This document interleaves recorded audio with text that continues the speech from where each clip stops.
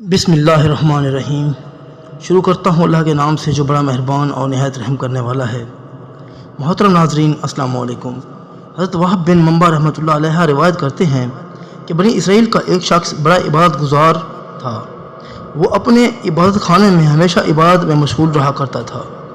کچھ آوارہ اور بدکار لوگوں نے اس کی عبادت کو خراب کرنا چاہا، چنانچہ وہ ایک فحشہ عورت کے پاس گئے، اس کو ورگلایا کہ اس عابد کو بدکاری میں مبتلا کر کے دکھاؤ۔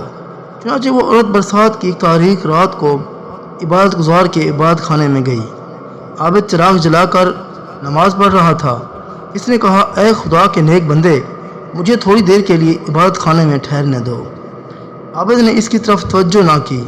عورت نے کہا، باہر اندھیرا ہے، بارش بھی مسلسل ہو رہی ہے، مجھے کچھ دیر کے لیے اندر آنے دو۔ عورت یوں اصرار کرتی گئی تو عابد نے اسے اندر آنے کی اجازت دے دی۔ عورت نے اندر آ کر لیٹ گئی۔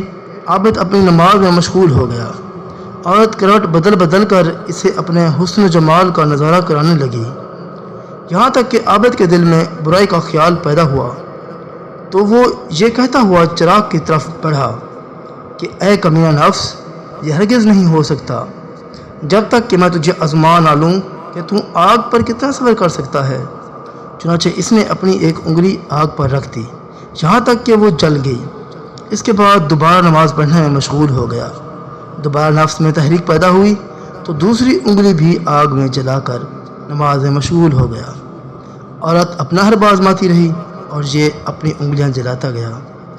یہ دیکھ کر عورت نے چیخ ماری اور دہشت سے مر گئی۔ صبح جب وہ اوباش لوگ دیکھنے آئے کہ عورت نے کیا کیا ہے تو دیکھا وہ مری پڑی ہے۔ ان کو موقع مل گیا، عابد کو کوسنے لگے کہ اے خدا کے دشمن، اے ریاکار، تم نے اس غریب عورت سے بدکاری کی اور اسے قتل کر دیا ہے۔ یہ کہہ کر عابد کو پکڑ کر بادشاہ کے پاس لے گئے اور عورت کے ساتھ عابد کے بدکاری کرنے اور پھر اسے قتل کر دینے پر گواہی دی۔ بادشاہ نے عابد کو قتل کے بدلے قتل کر دینے کا حکم دیا۔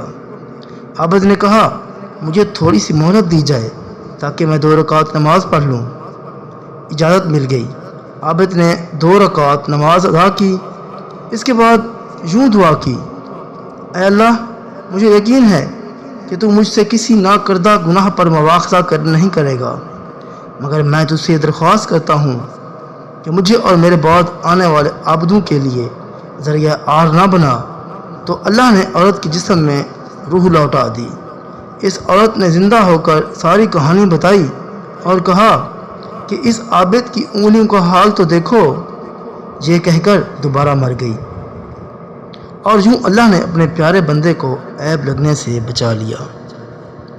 محترم ناظرین، ویڈیو دیکھنے کا شکریہ۔